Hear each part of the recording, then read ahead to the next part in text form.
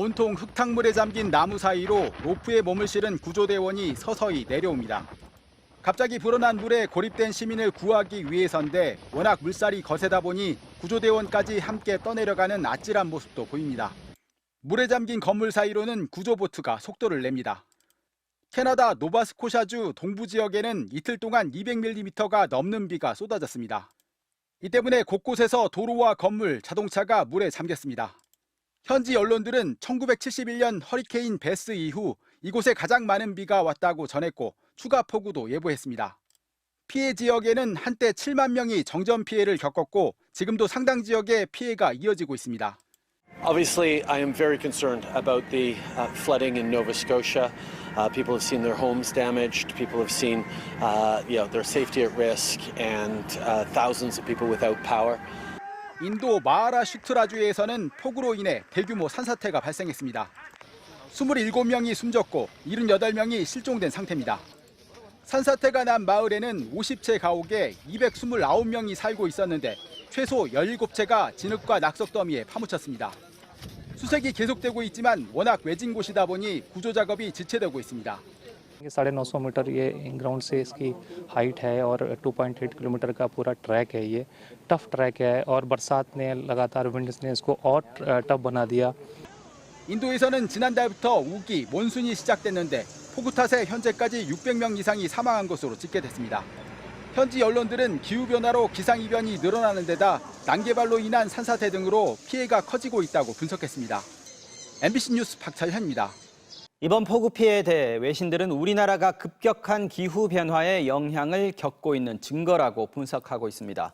기후변화는 한반도뿐만 아니라 전 세계적으로도 극단적인 폭우와 폭염을 몰고 오고 있는데요. 인도에서는 기록적인 홍수로 수백 명이 숨졌고 남유럽에선 40도 넘는 폭염이 기승을 부리고 있습니다. 이경미 기자가 전해드립니다. 범람한 강물에 사원이 물에 잠기고 다리가 끊겼습니다. 남성들 여러 명이 달려들어 물에 잠긴 차를 꺼내기 위해 안간힘을 씁니다. 수일째 몬순 폭우가 이어진 인도 북부 지역에는 뉴델리 야무나강 범람으로 45년 만에 최악의 홍수가 발생했습니다. 50 साल से मैं घाट पे आता हूँ।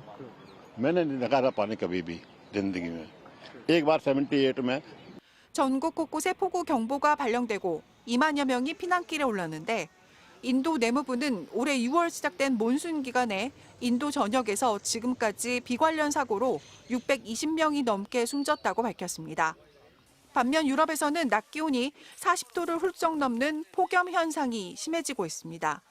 이탈리아 로마에서는 폭염으로 기절하는 시민과 관광객이 속출하자 지난 주말부터 16개 도시에 적색 경보를 발령했습니다. It's really terrible.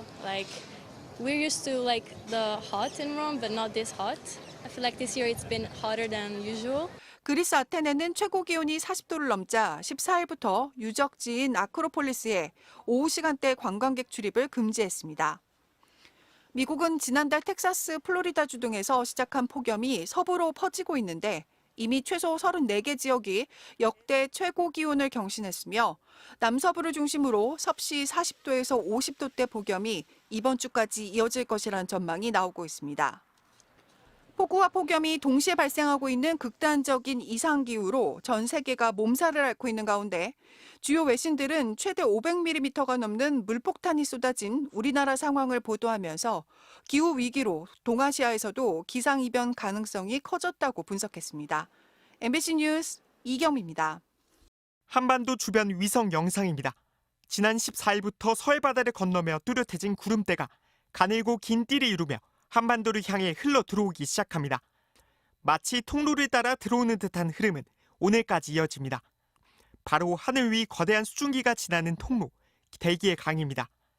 대기의 강을 따라 우리나라에 막대한 수증기가 유입됐고 기록적인 폭우를 쏟아냈습니다. 대기의 강이 나타난 지난 14일부터 쏟아진 비의 양은 충남 청양 545.5mm, 공주 490.5mm, 전북 익산 471mm입니다.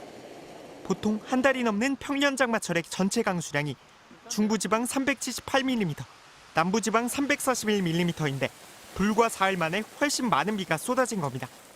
이런 대기의 강의 흐름은 여전히 유지되고 있고 내일 새벽에는 충청과 전북 지역에서 더욱 뚜렷하게 나타날 것으로 예상됩니다. 보통 열대지방에서 시작되는 대기의 강은 육지를 만나면서 많은 비로 떨어지는데 우리나라에선 여름철 북태평양 고기압이 북쪽 가장자리를 따라 발달합니다. 고기압 가장자리에 있다 보니까 시계 방향으로 이렇게 바람이 불게 되고요. 남쪽에 있는 따뜻하고 굉장히 습한 공기들을 계속 북쪽으로. 한반도에 대기의 강이 생긴 건 처음이 아닙니다. 지난 2020년 여름 아열대 지방에서 한반도로 이어진 대기의 강. 관측사상 가장 긴 54일간 장맛비가 쏟아져 섬진강이 범람했고 40여 명이 목숨을 잃었습니다. 또 지난해 8월 서울에서 반지하 참사를 초래했던 집중호우의 원인으로도 꼽힙니다. 문제는 기후위기로 대기의 강이 점점 더 위험해지고 있다는 겁니다. 지구가 더워지면서 공기가 훨씬 더 많은 수증기를 머금을 수 있기 때문에 앞으로는 그거보다 훨씬 더 많은 양의 비가 발생할 수도 있다. 한층 강력해진 장맛비에 더욱 철저한 대비가 필요합니다. MBC 뉴스 류현준입니다. 지난달 22일 이후 최근까지 중국 베이징의 낮 최고 기온입니다. 40도를 넘는 날이 6일이나 되고 사람 체온보다 낮은 날은 이틀에 불과합니다. 지구의 열기가 폭주하고 있습니다. 월요일 이후 지구의 평균 기온은 관측 이후 신기록을 연일 경신했습니다. 캐나다 산림이 불타고 연기는 국경을 건너 미국 북동부를 뒤덮었습니다. 원인은 사상 최고치로 치솟은 온실가스입니다. 올해 지구의 이산화탄소 농도는 처음으로 424 ppm을 넘었습니다. 전 세계가 뿜어낸 이산화탄소가 지난해 368억 톤으로 역대 최고를 기록했기 때문이죠. 관측 이래 끝없이 이렇게 우상향하는 이 그래프는 기후변화의 상징인데요. 발견자인 찰스 킬링 박사의 이름을 따서 킬링 곡선이라고도 부릅니다. 이 그래프를 만드는 곳은 가장 먼저 관측을 시작한 온실가스 관측의 최전선, 미국 하와이 관측소입니다. Dr. Keeling, it's such an honor to have you here today. Yeah, I'm Ralph Keeling, Keeling curve, Keeling after my father, Charles Keeling. His measurements were the first really solid fact that proved that humans were having a big impact on the global planet. 킬링 교수는 지금의 이산화탄소 증가 속도가 심각하단 말부터 꺼냈습니다. We crossed 400 parts per million about 10 years ago. Now we're already up at 425, so it's alarmingly fast. 이런 속도라면 머지않아 충격적인 수치를 마주할 거라고 경고합니다. We'll be up at 450 in 10 years. In 20 years, we'll be up at 475. It's going to get up towards 500 parts per million. 올해는 강력한 엘니뇨까지 발생하고 있어 더욱 심각합니다. Indonesia dries out. You often have big fires there. Southern Asia often dries out. Parts of Africa dry out. And when the landscape dries, plants don't grow as well. 식물이 말라 죽으면 이산화탄소 흡수량이 줄고 산불이 나면 많은 이산화탄소가 방출됩니다. 대를 이어 평생 온실가스를 지켜봐온 그의 소망을 물었습니다. One of the things I'd really like to see in my life is the curve starting to bend the other way. 인류가 화석 연료에 의존하지 않고 살아갈 방법을 배울 수 있을 거라는 그의 믿음이 더 많은 이들의 행동을 바꾸길 기대합니다. MBC 뉴스 현인아입니다.